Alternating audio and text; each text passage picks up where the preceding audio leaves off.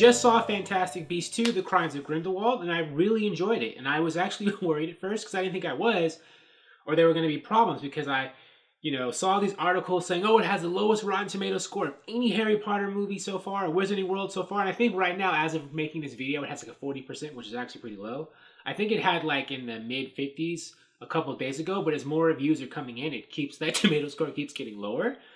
But personally, I thought it was fine. I mean, I didn't have any problems with it. I will say, though, why I liked it, and I will say why I think a lot of people don't like it. But before I do it, let's get into it. The plot, I think if you saw, this is a non-spoiler review, so I won't get into it too much, but if you saw the previous Fantastic Beasts movie, I think you pretty much know where this is going. Johnny Depp as Grindelwald, the big villain. We got the reveal of him being Grindelwald in the previous Fantastic Beasts, but now he's an actual character in the movie who actually does stuff as himself, and not, someone who's talked about or is Colin Farrell in disguise or anything like in the first movie. Grindelwald is a character who says lines and does things in this movie. He wants to, of course, have the pure blood magic users rule the world and conquer the no mages, as they're called. I think they were called Muggles in the Harry Potter, franchise. I watched the Harry Potter movies but didn't see the books. And, I found Harry Potter, mythology kind of convoluted and stuff when I was watching the earlier ones. So, but I think you kind of get what I'm saying. He wants pure blood magic users like him to rule the world and conquer, not completely exterminate, but conquer, that's what he says, all the non-magic users. And I think even the ones who are half-breeds, half magic, half non-magic or whatever, he's, that's kind of the kind of character he is. And of course, he wants to use Credence, played by Ezra Miller, because, as this huge, powerful, ally weapon to make it happen. And there's stuff going on with Credence and his origin and where he came from. He wants to belong, connect. I don't think it's a spoiler that, Ezra Miller's Credence is not dead because he's in all the posters and stuff for this movie. I know he appeared to die at the end of the previous Fantastic Beasts, but, he's back, and I don't think it's a spoiler for me to tell you.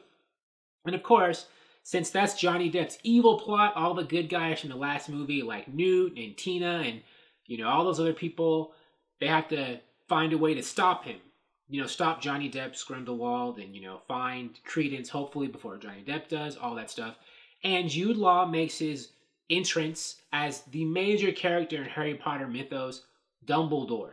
And yes, like Grindelwald, Dumbledore does actually finally show up to be an actual, character doing stuff in this movie, and not just one who's talked about.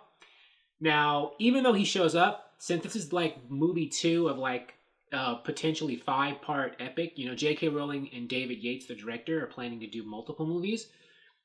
Even though Dumbledore shows up and does stuff, he actually doesn't do as much as the other characters because he's being set up. Him and Grindelwald are being set up. And although they do stuff, they don't really have as much screen time as you might expect. But this movie is basically done, and it's totally obvious that it's the middle or close to the middle of a multi-arc series. It's basically obvious that they will be doing a lot more in future movies. If, this series gets future movies. And I think it will, despite a lot of the bad reviews and word of mouth. I think it's still going to make enough money. And we'll see if this is a situation where the audience score, there's a disparity between the audience score and the critic score. Because I think, Fantastic Beasts 2 might be one of those movies where the critics don't like it, but the audience, really does like it and does show up in droves to see it. A lot of Potter fans, Potterheads. I don't know, what's the word for Harry Potter fans? I think there's a word for them. I think it's Potter fans. They'll probably rally to support this movie. And people like me who are only casually into Harry Potter, who like it but aren't diehard, I'll show up and support it too, which I did. Now, I think where this movie runs into problems with people who don't like it is because, for one reason, I didn't ever find that it was boring, for a couple of reasons. I didn't ever find this movie boring or a slog or anything, but I think some people with maybe slower attention spans might, because I think J.K. Rowling, she wrote the script, or was really involved in writing the script for this movie.